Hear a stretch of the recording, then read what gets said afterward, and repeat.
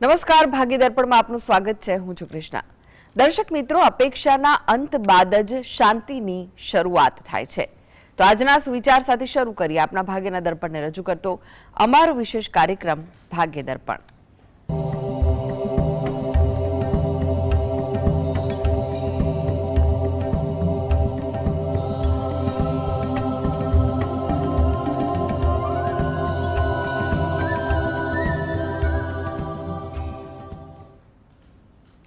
તો ભાગ્ય દર્પણમાં આપના પ્રશ્ન નિરાકરણ, રાશિફળ, પંચાંગ વિશે માહિતી અને માર્ગદર્શન આપવા માટે આપણી સાથે જોડાઈ ગયા છે જાણીતા જ્યોતિષાચાર્ય અને વાસ્તુશાસ્ત્રી હસીતભાઈ પાઠક.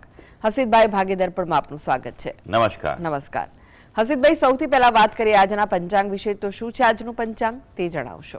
હા, આજના દિવસનો પ્રારંભ કરીએ પંચાંગની જાણકારીથી.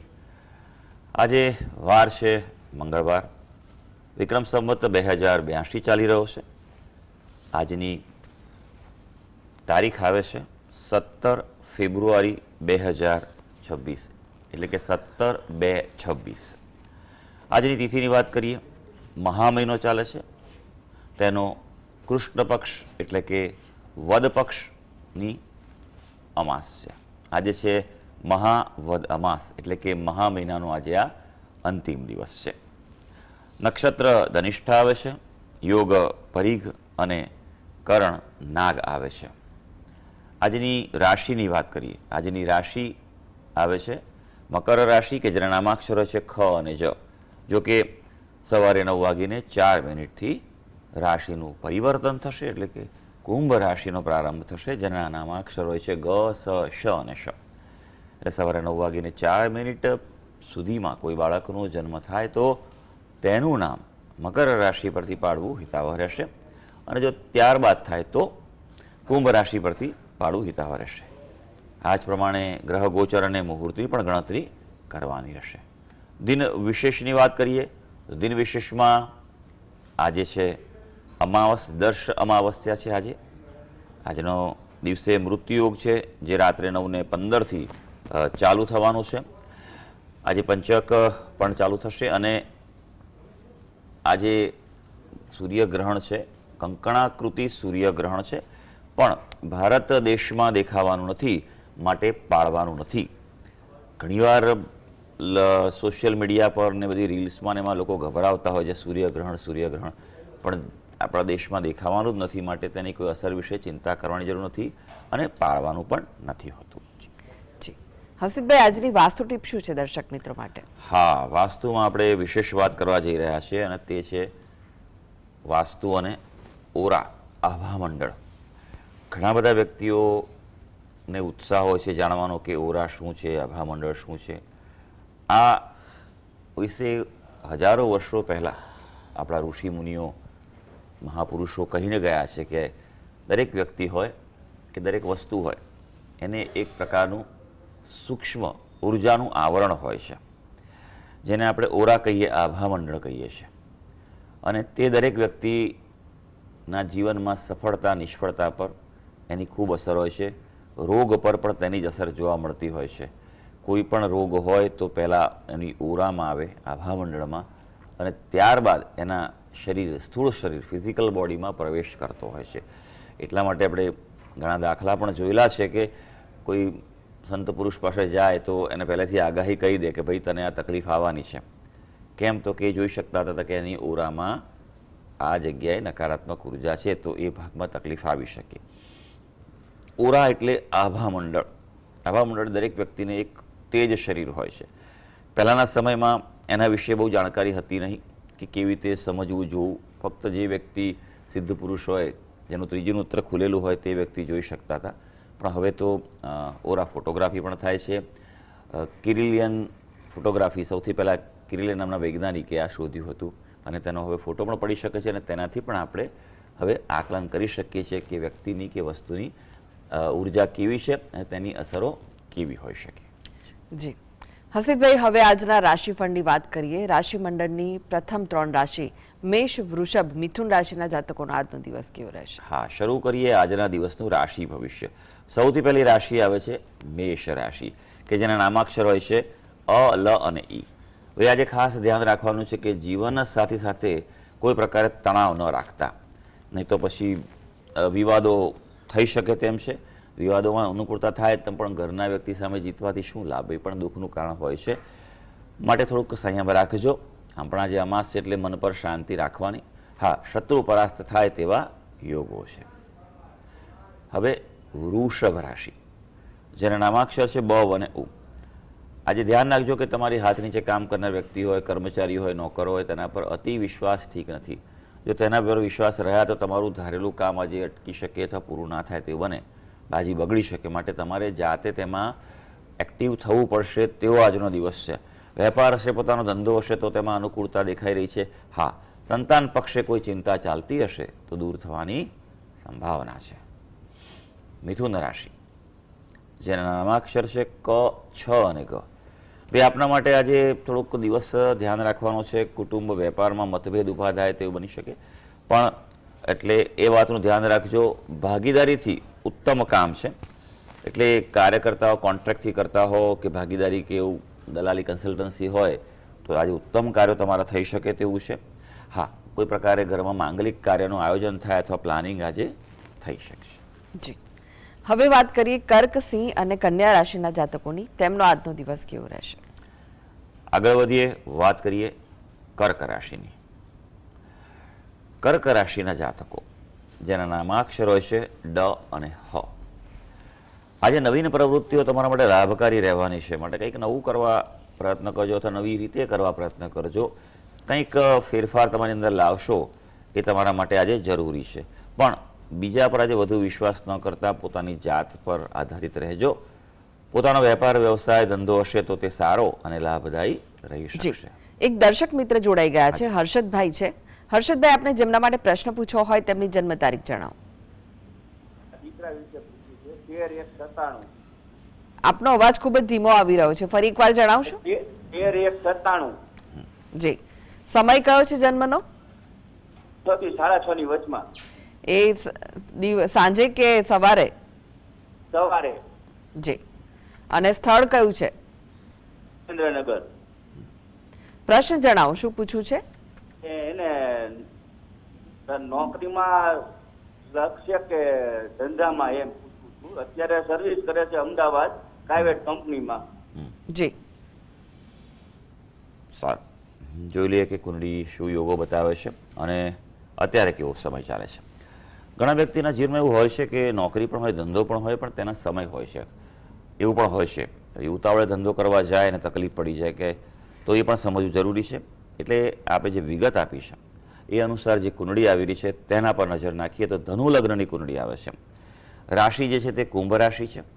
કુંભ રાશિના જાતકો માટે હવે ઉતરતી પનોતી 7.5નો છેલ્લો તબક્કો છે.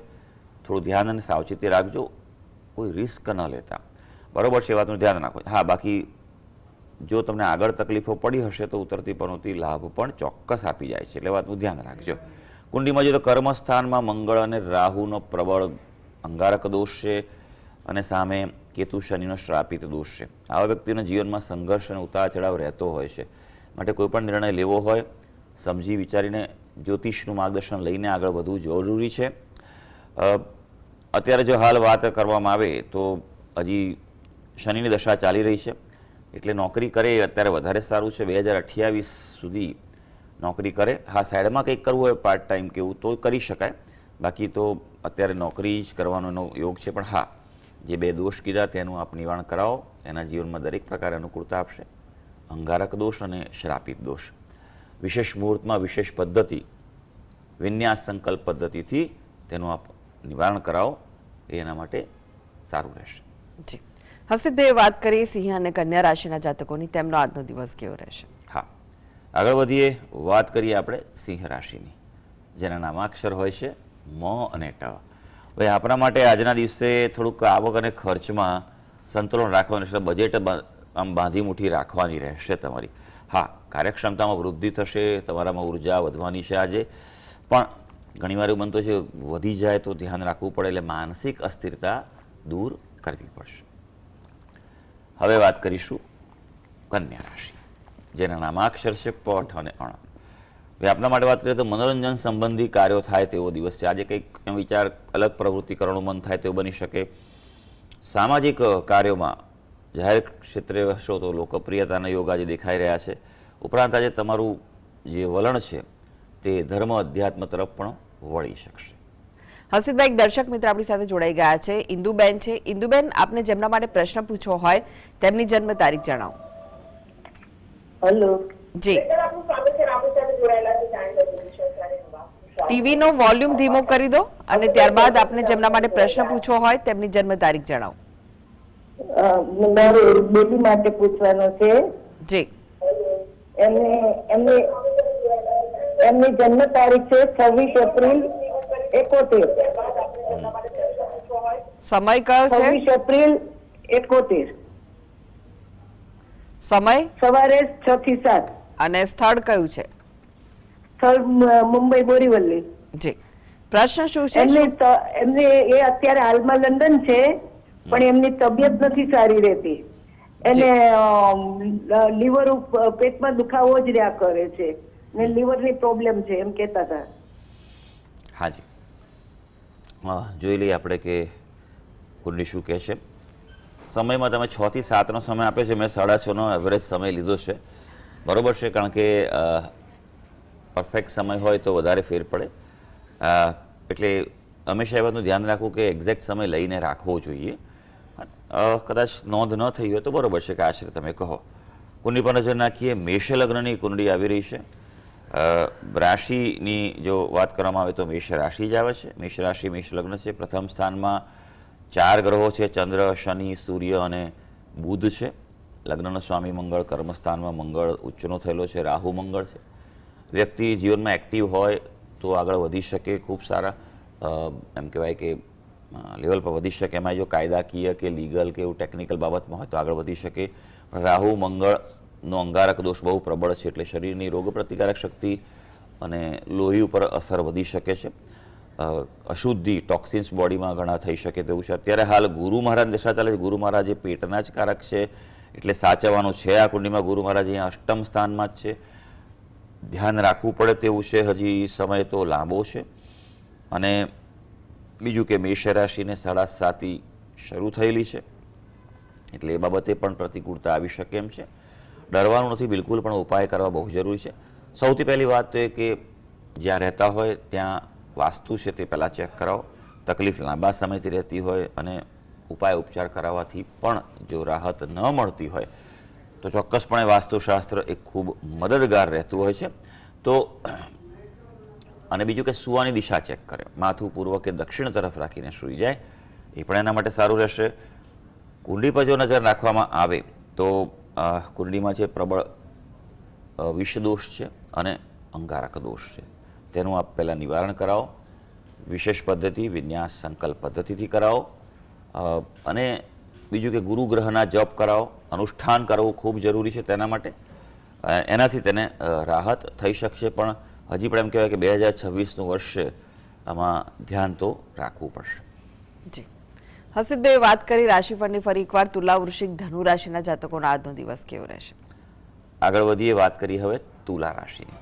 ભાઈ, તુલા રાશિના જાતકો જેના નામાક્ષર હોય છે ર અને ત, આપણા માટે વાત કરીએ તો કળાત્મક કાર્યમાં વિશેષ ચિંતન યોગ છે. આમ પણ તુલા રાશિ શુક્રની રાશિ છે, એટલે કળા અને બધામાં આર્ટમાં તમને રસ ચોક્કસ પડે છે.